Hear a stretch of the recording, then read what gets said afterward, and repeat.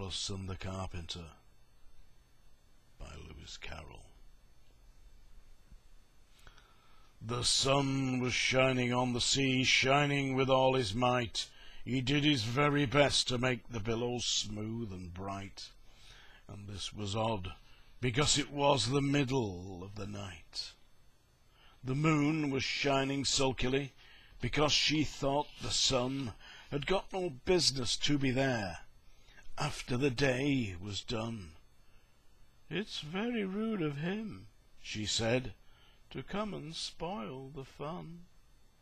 The sea was wet as wet could be, the sands were dry as dry. You could not see a cloud because no cloud was in the sky. No birds were flying overhead. There were no birds to fly.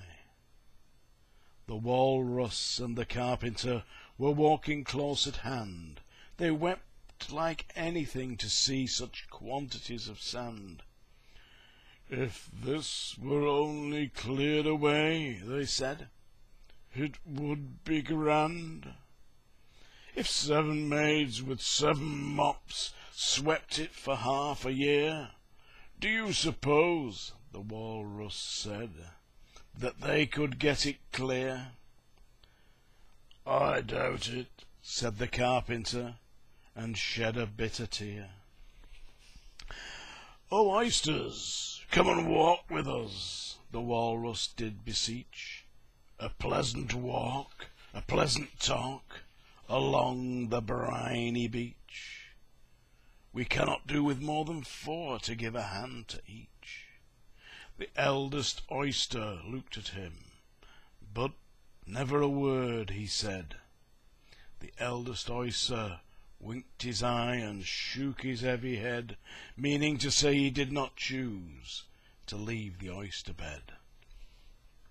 But 4 young oysters hurried up, all eager for the treat.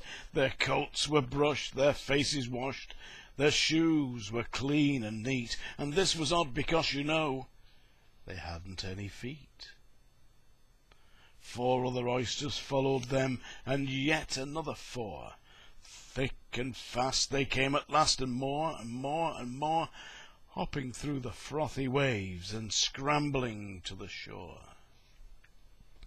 The Walrus and the Carpenter walked on a mile or so, and then they rested on a rock conveniently low, and all the little oysters stood and waited in a row. "The time has come," the Walrus said, "to talk of many things, of shoes and ships and sealing wax, of cabbages and kings, and why the sea's boiling hot, and whether pigs have wings." "But wait a bit," the oysters cried, "before we have our chat, for some of us are out of breath, and all of us are fat."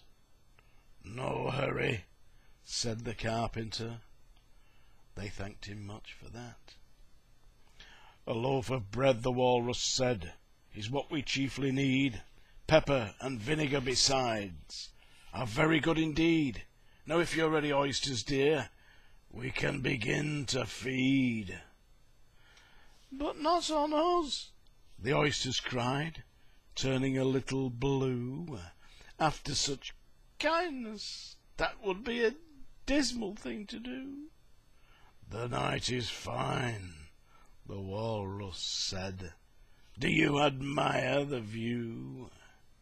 It was so kind of you to come, and you were very nice."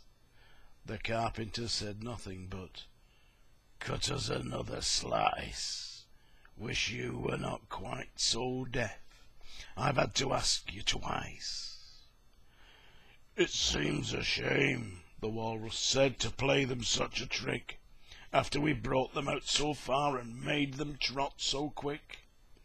The Carpenter said nothing but, "The butter's spread too thick." "I weep for you," the Walrus said, "I deeply sympathize." With sobs and tears he sorted out those of the largest size, holding his pocket handkerchief before his streaming eyes. "Oh, oysters," said the carpenter, "you've had a pleasant run. Shall we be trotting home again?" But answer came there none, and this was scarcely odd, because they'd eaten every one.